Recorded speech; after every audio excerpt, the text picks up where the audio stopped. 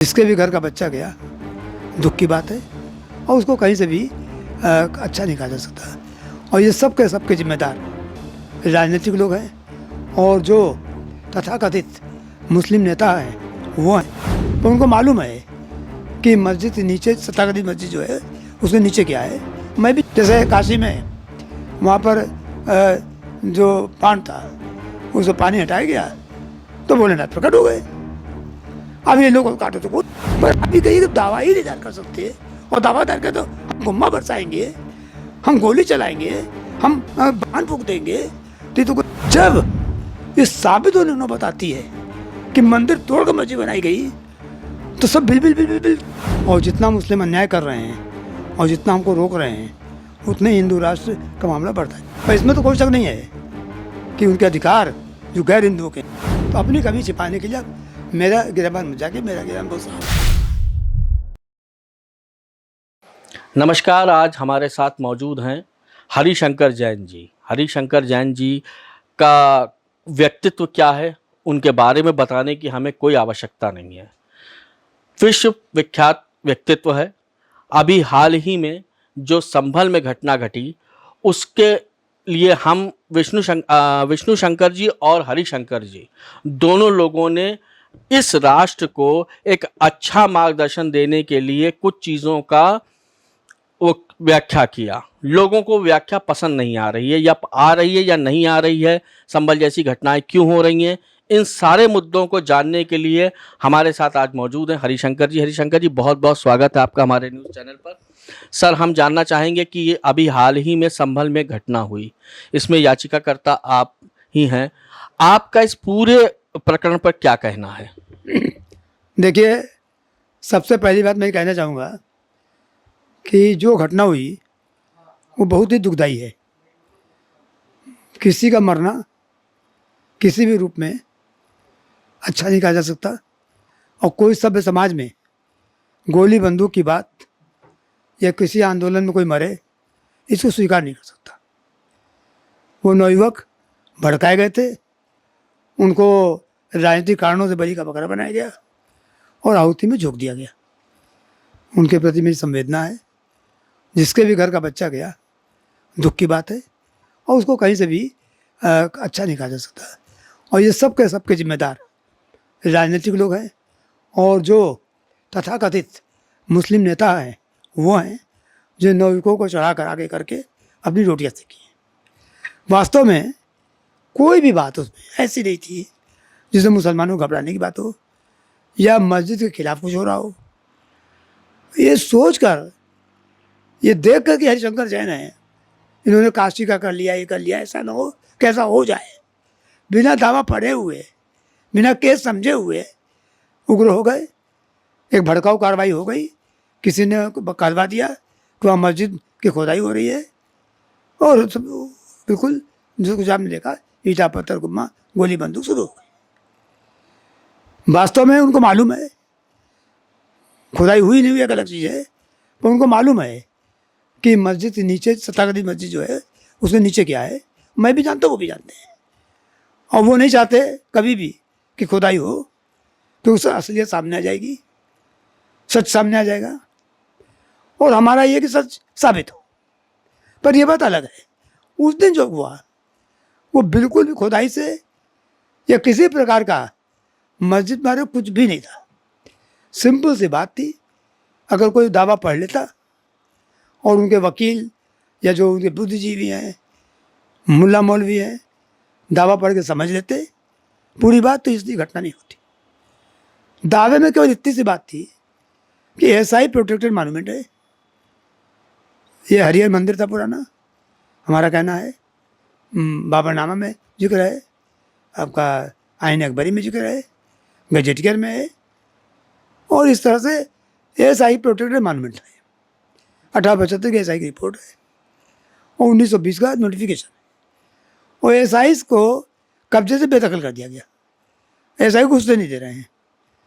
तो SI act 1958 के धारा 18 में प्राविधान है कि पब्लिक हर आदमी जो एसआई प्रोटेक्टेड मॉन्यूमेंट हो उसमें जा सकता है और देख सकता है।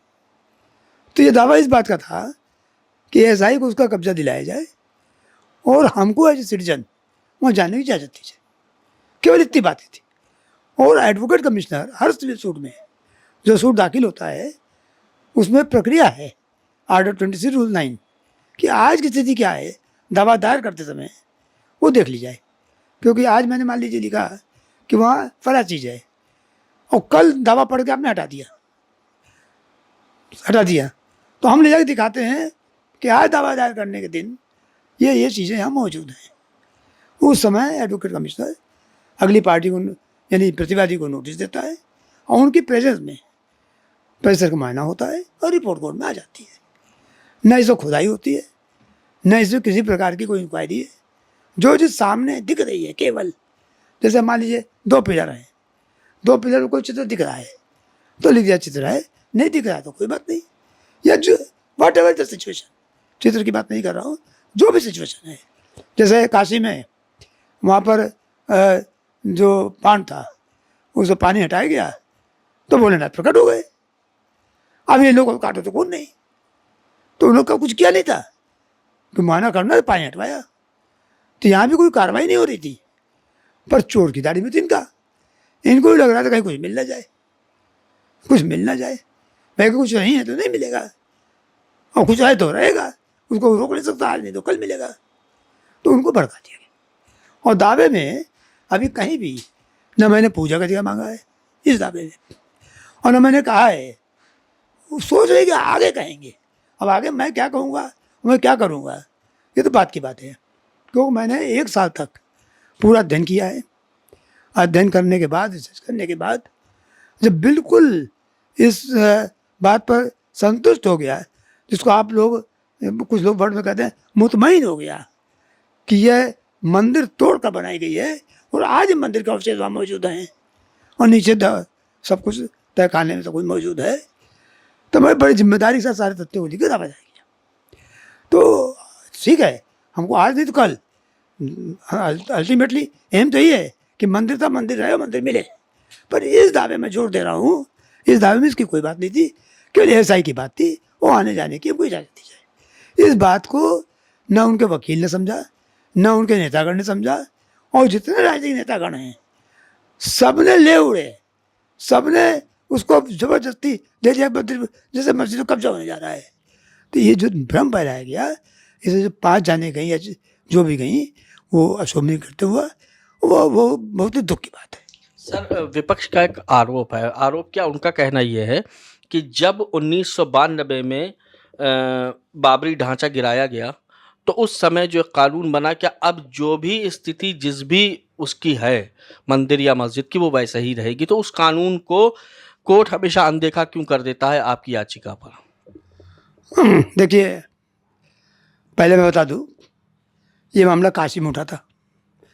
काशी में लोअर कोर्ट ने इस आर्गुमेंट नहीं माना, हाई कोर्ट ने नहीं माना, मामला सुप्रीम कोर्ट में पेंडिंग। ये बात मथुरा में उठी, मथुरा हाई कोर्ट ने खारिज किया और मामला सुप्रीम कोर्ट में पेंडिंग। तो ये कहना भाई दावा दायर होगा, दावा दायर करने से आप नहीं रोक सकते। 1991 का एक्ट है, वो लागू होता है कि नहीं होता है ये कोर्ट देखेगी। तो आप तो कह रहे हो कि दावा ये क्यों दायर हुआ? किसी भी व्यक्ति को फ्रिवोलस सूट दाखिल करने से भी आप रोक नहीं सकते। हम कह रहे गलत दावा है, जुर्माना होगा हमारे ऊपर। ये जो भी कानून प्रक्रिया होगी, बहुत लोग दावा दायर करते हैं, खारिज होता है, कास्ट होती है, 1 लाख 2 लाख 4 लाख 10 लाख जो भी कास्ट होती है। पर आप भी कहिए कि दावा ही नहीं दायर कर सकते, और दावा दायर कर तो हम गुम्मा बरसाएंगे, हम गोली चलाएंगे, हम बाण फूंक देंगे, तो कोई बात नहीं हुई। और ये क्या रोड पता होगा कि एक्ट लागू होता कि नहीं होता है? लिखा तो 302 में है कि आदमी करता तो 302 में अपराधी होगा। 302 में मुकदमे आते हैं, मैं वकील हूँ, कितनों छोड़ाता हूँ, कितने सजा पाते हैं। तो 302 लिख गया तो 302 लिख गया। अरे कानून ऐसी चीज़ नहीं है, खैर लिख गई तो लिख गई, और ना ऐसा है कि कोई चीज़ उठ ही नहीं सकती। दूसरी बात, बड़ी मार्मिक बात कहूँगा, मुस्लिम समाज के सारे मौलाना जो जितने विद्वान हैं, स्कॉलर्स हैं, इस्लामिस्ट हैं, उनमें सबसे कोई भेद भी नहीं है कि इस्लाम इजाज़त नहीं देता कि मंदिर तोड़कर मस्जिद बनाई जाए। अगर मंदिर तोड़ के बनाई गई है तो नाजायज़ है। ये बात बाबरी मस्जिद जब थी तथाकथित तब से लेकर आज तक किसी ने ये नहीं कहा कि ये प्रपोजिशन नहीं है। यानी इस्लाम का ये प्रपोजिशन कि मंदिर तोड़कर मस्जिद नहीं बनाई जा सकती और बनी है तो इलीगल है, इस पर सब लोग एक मत है, सारे इस्लामिक स्कॉलर। जब इस साबित होने नौबत आती है कि मंदिर तोड़कर मस्जिद बनाई गई तो सब bill bill bill bill bill करने लगते हैं, गोली बंदूक चला लेते हैं, ईंटा फेंकने लगते हैं, गोली बंदूक चला लगते हैं। भाई आप ये तो मत कहिए कि इस्लाम नहीं सिखाता। अगर इस्लाम आप मानते हो और ठीक अच्छी बात मानते हैं, कुरान मानते बड़ी अच्छी बात मानते हैं, तो फिर गहराइयों से मानिए, सच्चाई से मानिए। और जब सच्चाई को आईना आपको दिखाता है तो आपको प्लेस ऑफ वर्शिप एक्ट देखिए। तो क्या प्लेस ऑफ वर्शिप एक्ट क्या इस्लाम के खिलाफ नहीं? फिर क्या प्लेस ऑफ वर्शिप एक्ट आपके पापों को दबा देने के लिए है? अगर मान लिया जाए आपकी बात कि दबा नहीं चल सकता तो आप कहिए कि हाँ मंदिर तोड़कर मस्जिद बनाई गई, इस सही भी है, तब भी आप नहीं देख सकते हो। ताकत हो कहिए इस बात को, तो दोनों बातें कंट्रडिक्टरी हो जाएंगी। फिर आप ये नहीं कह सकते कि कानून में इस्लाम में जायज़ नहीं है। फिर आप मुसलसल ईमान कुरान पर नहीं लाए। सच्चा मुसलमान वो है जो इस्लाम पर कुरान पर मुसलसल ईमान ला रहे। फिर आप मुसलसल ईमान टिक गया, कहाँ गया? अगर आप एक तरफ कहते हो कि इसकी जांच नहीं हो सकती, इसकी जांच नहीं हो सकती, तो क्या हुआ? मतलब आप छिपाना चाहते हो? तो ये तो कहिए, आप में कुव्वत होनी चाहिए, आप में कुरान की अकीदा होना चाहिए। क्या भाई पढ़ लो, हम कुरान के सच्चे सिपाही हैं और देखिए हम कुरान के मानने वाले, ये साबित हो गया कि हाँ इसमें मंदिर थी, हम छोड़ देते, हम नहीं करते कि हम कुरान के मानने वाले, तब मानो कि आप सच्चे मुसलमान हो। फिर आपको प्लेस ऑफ वर्शिप एक्ट आ गया। और place of worship act, place of worship act क्या पाप को छिपाने की जगह है? जो इस्लाम के खिलाफ काम हो उसको दबाने की जगह है? नहीं, ऐसा कोई कानून नहीं हो सकता। उस कानून पर क्या काम हो रहा है, सुप्रीम कोर्ट चुनौती दी गई है, दो केसेज में हो गया कि इस पर लागू नहीं होता। तीसरी बात, कानून आधा पढ़ते हैं। हमारे वरिष्ठ साहब हैं, यानी माननीय ओवैसी जी, बहुत विद्वान आदमी हैं, उनकी विद्वत्ता में कोई शक नहीं है। पर जो जितना बड़ा विद्वान होता है बात घुमाने में उतना तेज होता है, ये समझ लीजिए। और अच्छा वकील वही होता है जो बात घुमा ले जाए और जनता को भ्रमित कर दे, जज को भ्रमित कर दे। भैया अगर आप प्लेस ऑफ वर्शिप एक्ट की बात करते हो तो वहाँ एंशिएंट मॉन्यूमेंट एक्ट भी है। वहाँ एंशिएंट मॉन्यूमेंट एक्ट में जहाँ लागू होता है प्लेस ऑफ वर्शिप में ही लिखा है, धारा 3/4 में लिखा है कि जहाँ एंशिएंट मॉन्यूमेंट एक्ट अप्लाई करता है वहाँ पर place of worship act apply नहीं करता है, लिखा हुआ है। तो इसको तो पढ़िए, इसको नहीं पढ़ेंगे। और जब ये अप्लाई करता है तो बाकी बात खत्म हो गई। ये जो संभल वाला मामला है इसमें place of worship act apply नहीं करता है क्योंकि एंशिएंट मॉन्यूमेंट प्रोटेक्टेड है। 1920 में इसका नोटिफिकेशन हो चुका और ये प्रोटेक्टेड मॉन्यूमेंट बोर्ड लगा हुआ है, गजट है, नोटिफिकेशन है, तो झूठ तो नहीं हो रहा है।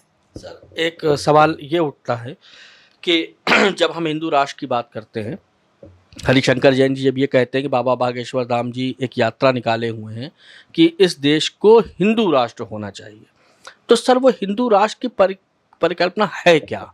वो हिंदू राष्ट्र है क्या? क्या उसमें मुस्लिम समाज या अन्य समाज जो हिंदू धर्म से नहीं है वो किस तरह अपने को समझे यहाँ पे? देखिए आपका सवाल बहुत अच्छा है और ये सवाल आप ही नहीं बहुत लोग मन में घूम रहा है और मैं समझता हूँ कि इसका सही जवाब आना चाहिए और हमको निडर होके इस सवाल का जवाब मिट करना चाहिए। देखिए अभी तो हिंदू राष्ट्र बना नहीं है और ये भी तय बात है कि जनता पागल हो रही है, धीरे धीरे क्रांति बढ़ रही है। हिंदू जनता का इस पर क्रांति है और व्यग्र है कि भाई जब देश स्वतंत्र हुआ, एक इस्लामिक राष्ट्र बन गया, हम बहुसंख्यक हैं, तो हमारा हिंदू राष्ट्र क्यों न बने? तो हिंदू राष्ट्र तो बनना है, वो समय की सच्चाई है। क्रांति तो हो रही, क्रांति का मामला बढ़ रहा है और जितना मुस्लिम अन्याय कर रहे हैं और जितना हमको रोक रहे हैं उतने हिंदू राष्ट्र का मामला बढ़ता जा रहा है। ये तो एक पक्ष हुआ। अब आप पूछ रहे हैं कि हिंदू राष्ट्र में क्या होगा, तो संविधान जब हिंदू राष्ट्र बनेगा, क्रांति होगी, नई संसद चुनी जाएगी, तो हिंदू राष्ट्र का संविधान बनेगा। उस संविधान में क्या लिखा जाएगा उस समय की परिस्थितियाँ क्या होंगी ये तो मैं आज नहीं बता सकता, मैं क्या कोई नहीं बता सकता कि क्या क्या होगा। परंतु मोटी मोटी बात तो मैं कह ही सकता हूँ कि हिंदू राष्ट्र बनने का मतलब हुआ कि वहाँ हिंदुओं का अधिकार ज़्यादा होगा, सुप्रीम होगा, औरों का अधिकार हिंदुओं के अधिकार से कम होगा। अगर पाकिस्तान की तरह एलिमिनेट न किया गया है, जैसे बात तो हिंदुओं को एलिमिनेट कर दिया गया, 22% 1% रह गए, जो बांग्लादेश में हो रहा है, हिंदू मारे जा रहे हैं। हो सकता है हिंदू उस ढंग की क्रूरता न कर पाए, क्योंकि कभी हिंदू क्रूर नहीं रहा है, होता क्रूरता न कर पाए, पर इसमें तो कोई शक नहीं है कि उनके अधिकार जो गैर हिंदुओं के हैं वो कम होंगे। किसको कितना वोटिंग राइट मिलेगा नहीं मिलेगा, ये जब सांसद बैठेगी, संविधान कमेटी बनेगी, सभी सभा बैठेगी, कोई अम्बेडकर जिसको बनाएंगे तब मालूम पड़ेगा। सर एक सवाल यहाँ ये उठता है, जब आप इस बात को कहते हैं कि हिंदू राष्ट्र तो बनेगा, उस हिंदू राष्ट्र में क्या जो आज देश में दलित, शूद्र और अपर कास्ट की जो लड़ाई है सर, वो तब भी रहेगी, या वहाँ उनको कुछ अलग आप अधिकार देंगे, या उनको ये अधिकार मिलेगा कि वो मंदिर के अंदर जा सकते हैं या नहीं जा सकते? देखिए, ये सब भ्रम मुसलमानों द्वारा फैलाया गया है। हम लोगों में आपस में कोई लड़ाई नहीं है, कोई बटा नहीं है। मुसलमानों में 72 फिरके हैं, अजलफ, अशरफ और अजलफ, सैयद, पठान, मतलब मैं लिखा हुआ रखा 72 फिरके हैं। वहाँ भी ऊंच नीच है, ऐसा नहीं कि बिल्कुल सब इक्वल है। इस्लाम में कि नहीं मैं जानता, इंडिया में, मैं एम टॉकिंग ऑफ इंडिया, इसलिए कि नोटिफिकेशन रखा हुआ है मेरे पास। और मुस्लिम दलित के नाम से, पिछड़े के नाम से, कि मुस्लिम पिछड़े कास्ट के हैं, उनको रिजर्वेशन मिलता है। इसलिए नहीं मिलता मुस्लिम है, इसलिए कि पिछड़े हैं, और उसमें कास्ट के रूप में उनको रखा गया है। मंडल कमीशन ने भी मुस्लिम की कुछ कास्ट, नॉट ऑक्यूपेशन, कास्ट, जाति मुस्लिमों में चिन्हित की है कि मुस्लिम जाति है पिछड़ी, तो मुस्लिम जाति होती है। तो ये तो हम लोग को बांटने के लिए, देखने के लिए, जब अपना वो होने लगता तो आप दिखाने लगते हो कि आप में भी बटे हुए हैं, हम बटे हैं, कटे हैं, वो हम जानेगा, हमारा काम जानेगा। वाई अदर बादर, आपसे क्या मतलब है? हिंदू समाज हमेशा से एक रहा है। अगर ऐसा न होता तो मोदी जी, एक अंगुली उठने पर कि मोदी जी को आना है, पूरे देश ने वोट दिया, आज भी दे रही है। तो अगर हिंदू, अगर एससी वोट ना देता तो क्या बीजेपी आ सकती थी? ओबीसी वोट ना देता बीजेपी आ सकती थी? वो आज एससी, एसपी, ओबीसी में सबसे ज़्यादा वोट बीजेपी के हैं। तो हिंदू समाज कहीं से बटा नहीं है। कि कुछ लोग लड़ाई लगवाना चाहते हैं, कुछ लोग हिंदू समाज को बटा हुआ देखना चाहते हैं, उनकी कारस्तानी है, हमें कोई बटाव नहीं है। और हमारे यहाँ सबसे बड़ी बात यह है, यही बता दूं कि वेद और शास्त्र में जाति नाम की चीज़ ही नहीं है, वर्ण व्यवस्था है। आज भी देख लीजिए, क्लास 1, क्लास 2, क्लास 3, क्लास 4 है, वो हमने उसको कह दिया ब्राह्मण, क्षत्रिय, वैश्य, शूद्र। शूद्र का मतलब नहीं होता अछूत, शूद्र का मतलब है 4th क्लास। तो उसको लोगों ने भ्रमित कर दिया। जब अंग्रेज आए, उन लोगों ने काफ़ी हमारे दंड किया, और यही काम मुस्लिमों ने किया, जब अपनी कमी छिपाने के लिए। अब मंदिर तोड़ी, हमारे बहू बेटियों की सब ले गए, इज्जत लूटी, यहाँ के लोगों का धर्मांतरण किया, तो कहते थे इनके ऐसा है, इनके ऐसा है। तो अपनी कमी छिपाने के लिए मेरा गिरबान में जाके, मेरा गिरबान बहुत साफ है, और हिंदू एक है, कोई दिक्कत नहीं है। हमारे साथ मौजूद थे हरिशंकर जैन जी, बहुत बेबाक जवाब, बेबाक सवालों के, हमें जिस तरह से उम्मीद थी उसी तरह से उन्होंने जवाब दिए, हर बात को उन्होंने साफ किया। उम्मीद करते हैं कि आपको भी इनकी बातों से बहुत कुछ समझ में आया होगा कि असल में संभल या और जो दावे हैं इनके, वो किस चीज़ को लेकर हैं।